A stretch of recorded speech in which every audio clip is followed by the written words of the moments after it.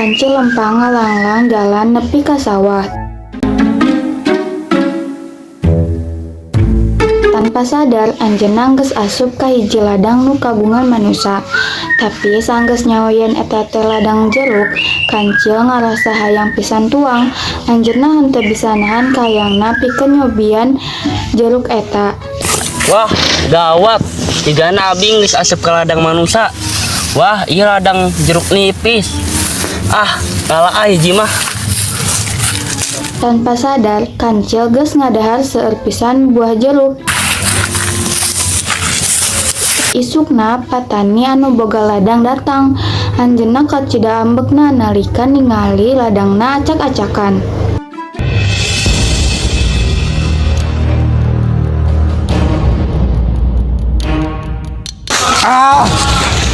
Dengan kebun-kebun abdi jadi acak-acakan.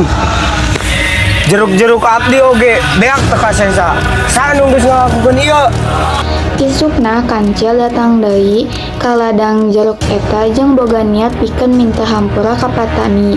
Nepi ka ladang, Kancil papanggih jeung ore-orean sawah. Anjeunna nyangka eta teh patani. Patani sebenarnya nu kamari geus ngabeakeun ladang jeruk eta abdi. Abdi minta maaf jeung moal ngaulangeunna deui. Tapi patani tetep cicing wae. Sabab penasaran, si Kancil ngangkat suku hareup jeung nyamperkeun ka patani. Tetela nu dirampat teh lain si patani, ngan ukur ciwak nu katutupan getah-ketan. Waduh, bosna abing geus dijebak. Kelira ti harita, patani nu boga sawah datang newok si Kancil. Akhirna kabanggi oge yeuh Kancil. Biasa maring rakus. Aduh, ampun patani. Tolong lepaskeun abdi. Menang oge manis Pak Abdi.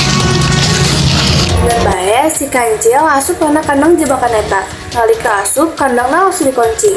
Hei Kancil. Anjeun rek dikurung ku abdi di dieu nepi ka panen jeruk rengse. Abdi teu hayang jeruk-jeruk abdi dimaling deui ku anjeun. Abdi serba pisan.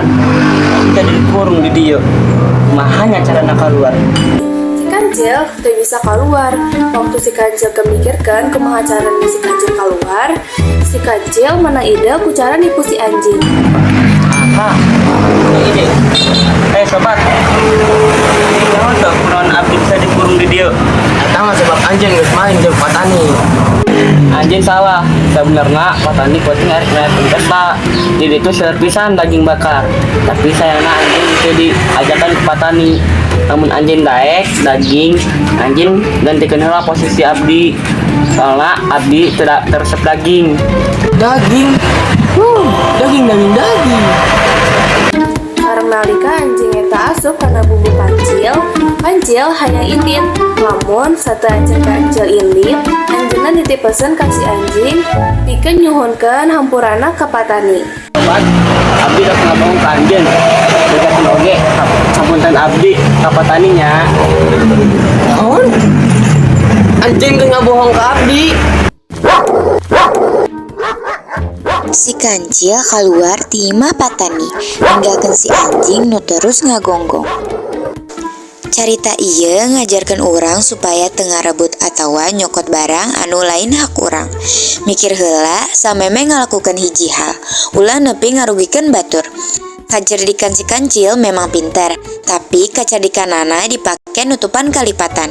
Nu bener mah kacerdikan dipake pikeun hal nu hade. Tanggung jawab mun salah, kudu wani ngaku jeung ngabenerkeun. Tapi bohong. Bentar ngeblur. Gak ada orang gak bisa nyanyi men. Cari suara lo. Thank you.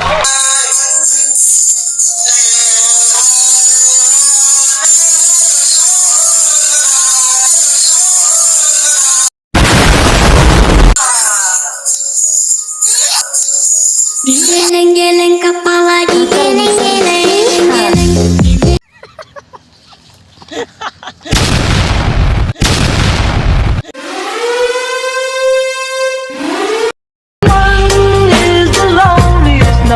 That you'll ever do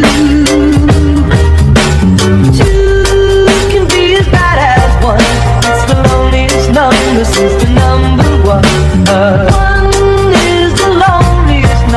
that you'll ever do.